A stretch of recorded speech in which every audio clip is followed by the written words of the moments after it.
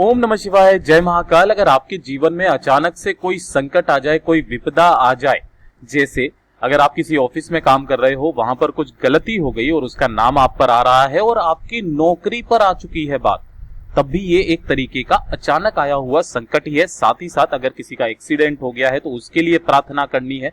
बहुत सारी ऐसी विपदाएं होती है जो अचानक से आ जाती है और आपको कुछ भी हड़बड़ाहट में समझ में नहीं आता है, तो ऐसे में ये वीडियो आपके लिए है।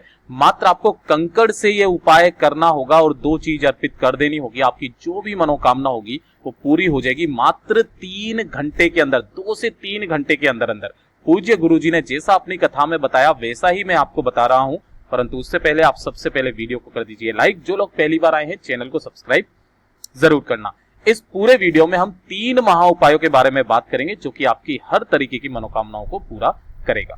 ध्यान से देखना, समझने की कोशिश जरूर कीजिएगा, ठीक है। सबसे पहले जो बात करते हैं वो है सुबह दवाई खाकर के अगर आपकी होती है, बहुत ज्यादा बीमार है, बहुत ज्यादा तकलीफ है अगर आपके जीवन में, तब आपको ये वाला उपाय करना है। डॉक्टर का पीछा ही नहीं छूट रहा है, बहुत ज्यादा तकलीफ है अगर जीवन में, मात्र आपको छोटा सा एक उपाय करना होगा। एक चौमुखी आटे का दिया लगा देना होगा शाम को, कब 6:30 से 6:30 के बीच में। आपकी घर की चौखट पर जो भी बीमारी होगी वो आपसे दूर हो जाएगी और साथ ही साथ घर में कोई बड़ी बीमारी प्रवेश नहीं करेगी। ये वाला जो उपाय बताया गुरुदेव ने मात्र नवमी के दिन किया जाता है। आप सबको पता है कल है नवमी का दिन, तो आप कल ये वाला उपाय कर लीजिएगा। यकीन मानिए आपकी दवाइयां छूट जाएगी, आपका स्वास्थ्य एकदम सही हो जाएगा, घर में कोई बड़ी बीमारी प्रवेश नहीं करेगी। देखिए, नवमी का दिन बहुत खास है और कल का तो बहुत ही ज्यादा खास है क्योंकि सोमवार की नवमी पड़ रही है। ध्यान से देखना, समझने की कोशिश करना। नवमी के दिन कब करना है ये वाला उपाय, ये चीज बड़े ध्यान से सुनिएगा भैया। सबसे पहले जो टाइम होता है वो बहुत ज्यादा इंपॉर्टेंट है। मैंने पहले ही बता दिया था, शाम को करना है। जब भी आपका आरती का समय होता है ना, घर पर जब हम आरती करते हैं उस समय पर आपको ये वाला उपाय करना होगा 6 से 6:30 के बीच में। ध्यान से देखना, समझने की कोशिश करना। सबसे पहले गुरुदेव ने बताया कि आपको इस तरीके से आटे का चौमुखी दीपक तैयार करना होगा। अब ये नहीं बताया कौन से आटे का, तो आप गेहूं का आटा भी ले सकते हो, जौ के आटा भी ले सकते हो, कोई दिक्कत नहीं है। चौमुखी आटा तैयार कर लोगे। इसके बाद में आपको इसके अंदर 4 बत्ती लगानी है। देखिए, जो स्क्रीन पर इमेज नजर आ रही है ना फोटो, इस फोटो के अंदर केवल 2 बत्तियां हैं जो कि चारों कोनों पर जा रही है। आपको 4 बत्तियां लगानी है, एक ऐसे, एक ऐसे, एक ऐसे और एक ऐसे। अरे लगा दोगे।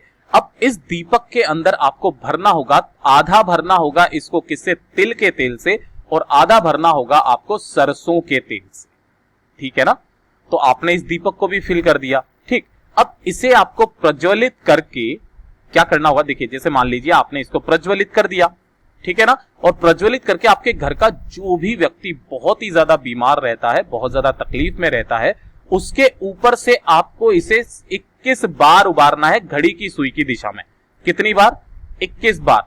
कैसे उसारना है? सिर से लेके पैर तक। ऐसा नहीं है आप सिर पर उबार दो, सिर से लेके पैर तक आपको इसको उसारना है। उसार दिया। उसारते वक्त आपको किन महादेव जी के नाम से उसारना है, याद रख लीजिएगा, नरसिंह महादेव जी के नाम से। नरसिंह महादेव जी के नाम से 21 बार इसे उसार देना उस बीमार व्यक्ति के ऊपर से। और साथ ही साथ जब भी आप इस उपाय को करो, एक नियम ध्यान दीजिएगा, आपको बोलनी होगी तिथि। जैसे शुक्ल पक्ष की नवमी तिथि, केवल नवमी के दिन किया जाता है, शुक्ल पक्ष की नवमी तिथि। फिर वार बोलना है आपको सोमवार, जिस भी तिथि को, मतलब जिस नवमी के दिन जो भी वार पड़े उसका वार बोलना है और समय बोलना है, ठीक है ना, जिस समय पर आप कर रहे हो। उसके बाद में इस व्यक्ति का नाम और गोत्र बोलना है, व्यक्ति का नाम और गोत्र बोलना है। और फिर महादेव जी से विनती करनी है कि ये जो भी बीमार व्यक्ति है ये जल्दी से जल्दी सही हो जाए, ठीक हो जाए। इनके दवाइयां काम नहीं कर रही है, लग नहीं रही है। एक बार फिर से सुन लेना। तिथि आप बोलोगे जैसे शुक्ल पक्ष की, जैसे अभी पढ़ रही है, यह है शुक्ल पक्ष की नवमी तिथि, नवमी तिथि, सोमवार, सोमवार 6, जितने भी बजे आप करो, 6:12, जितना भी आप करो, व्यक्ति का नाम और गोत्र बोल करके आपको महादेव जी से विनती करनी है कि ये जो व्यक्ति है जल्दी से सही हो जाए। फिर उसके बाद में उस दीपक को उठा करके जब आप अपने घर से बाहर निकलोगे, ध्यान देना, घर से जब आप बाहर निकलोगे तो ये जो लकड़ी वाला गेट होता है, लोहे वाले गेट की बात नहीं कर रहा हूं, लोहे वाला नहीं जहां से आप सड़क पर निकल जाते हो, जो लकड़ी वाला गेट होता है आपके घर का, जब आप बाहर निकलोगे तो उल्टा साइड जो होता है आपके राइट लेफ्ट हैंड साइड पे, आपको इस तरफ में उस चौमुखी दीपक को रख देना होगा रात भर। मात्र जो व्यक्ति नवमी के दिन बीमार व्यक्ति के ऊपर से 21 बार उसार करके इस वाले उपाय को कर लेता है, उसकी सारी बीमारियां खत्म हो जाती है, दवाइयां छूट जाती है, डॉक्टर के चक्कर हमेशा के लिए बंद हो जाते हैं। लेकिन इसे करना उसी तरीके से जैसा गुरुदेव ने बताया और उनसे सुनकर के जैसे मैंने बताया। ठीक है, यहां तक बात समझ में आई। ये तो हो गया पहला उपाय। अब बात करते हैं दूसरे उपाय की तरफ। आप अगर कोई कार्य सिद्धि है, आपका बहुत दिनों से कोई कार्य लग ही नहीं रहा है, उलझ रहा है, कोई मनोकामना पूरी नहीं हो रही है, तो गुरुदेव ने स्कंद पुराण का बहुत ही खास उपाय आपको बताया। किसका? स्कंद पुराण का, जो केवल 9वीं से 10वीं तक का ये उपाय किया जाता है। मात्र एक घी का दिया आपको लगाना है, जो भी आपकी कामना होगी पूरी होगी, सारी मनोकामना पूरी होगी। साथ ही साथ जिस कार्य में आप हाथ डालोगे वो कार्य सफल होगा ही होगा। इतना अचूक उपाय है, ध्यान से सुनना, समझने की कोशिश करना। कब करना है ये वाला उपाय? प्रदोष काल में करना है भैया, नवमी के दिन करना है, ये ध्यान दीजिएगा। जो भी महीने की नवमी आ जाए उसकी प्रदोष काल के समय यानी कि शाम के समय आपको करना होगा। ठीक है, आपको इस तरीके से सबसे पहले मिट्टी का एक दीपक लेना होगा और उस मिट्टी के दीपक में आपको गोल बत्ती लगानी होगी और उसके अंदर भर देना होगा गाय माता का घी, गाय का घी। ठीक है, ये एक दीपक तैयार हो गया। इसी के साथ में आपको ले लेनी होगी एक छोटी सी मोली, है ना। ये मोली तो आप जानते हो ना, इसको आराम से ले लेना, कोई दिक्कत नहीं है, थोड़ी सी ज्यादा ले लेना। इसी के साथ आपको ले लेना होगा एक तांबे का लोटा, जिसके अंदर आपको अपने घर का शुद्ध जल भरना है। यहां तक आई बात समझ में? अब इन तीनों चीजों को प्रदोष काल में लेकर के पहुंच जाओगे कहां पर? आंवले के वृक्ष के पास। ध्यान से सुनना, इसका एक नियम है, उसी तरीके से करना। सबसे पहले आपको करना क्या होगा? एक लोटा जल इसकी जड़ों में आपको श्री शिवाय नमस्तुभ्यम या ओम नमः शिवाय मंत्र का स्मरण करते हुए आपको समर्पित कर देना होगा। एक लोटा जल समर्पित कर दिया। उसके जस्ट बाद में आपने जो एक घी का दीपक तैयार किया है, उस एक घी के दीपक को यहां पर प्रज्वलित कर देना। घर से प्रज्वलित करके मत लेकर के आना, यहां पर माचिस लगा के प्रज्वलित कर देना। और प्रज्वलित कर देने के बाद में आपको इस वृक्ष की कितनी परिक्रमा करनी है? 5 परिक्रमा करनी है। ध्यान रखना, हमेशा महादेव जी का स्मरण करते हुए 5 परिक्रमा करनी है। यहां तक हो गया।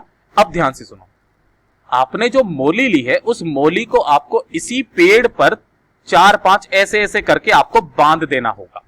ठीक है ना, और बाकी की जो बची मोली है उसे भी वहीं छोड़ देना होगा, वहीं से तोड़ करके और छोड़ देना वहीं पर। ठीक है, ये काम हो गया कब? नवमी के दिन। ठीक है, उसके बाद में ओम नमः शिवाय मंत्र का स्मरण करते हुए जो भी आपकी कार्य सिद्धि है उसे बोलते हुए महादेव जी से विनती करते हुए आपको अपने घर आ जाना है। ठीक है, अब जब दूसरा दिन आएगा, यानी कि कौन सा दिन? 10वीं का दिन, है ना। उस 10वीं के दिन आपको सुबह फिर से वापस एक घी का दिया लेकर के पहुंच जाना होगा वापस उसी पेड़ के पास में, आंवले के वृक्ष के पास में। ठीक है, पहुंच जाओगे। अब क्या करना है, ध्यान से सुनना। जो दीपक अब की बार लेकर के आए हो उसे फिर से वापस जड़ों के पास में जाकर के प्रज्वलित कर देना और यहां पर जो आपने वो मोली बांधी थी उस मोली को खोलकर अपने दाहिने हाथ में ओम नमः शिवाय मंत्र का स्मरण करते हुए बांध लेना। और इसे बांध करके आप जिस कार्य में भी जाओगे, जिस कार्य के लिए भी जाओगे, वो पूरा होगा ही होगा, सफलता मिलेगी। आकर कोई कोर्ट कचहरी का चक्कर है वो भी समाप्त हो जाएगा, आपको सफलता जरूर मिलेगी। पूज्य गुरु जी का ये 9वीं 10वीं का जो उपाय है बहुत ही ज्यादा अचूक है, जरूर कीजिएगा।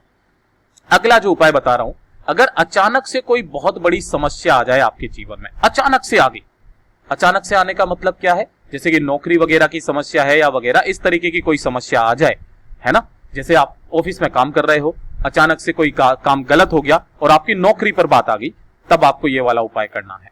मात्र आपको एक हरा मूंग लेना है और एक चावल लेना है।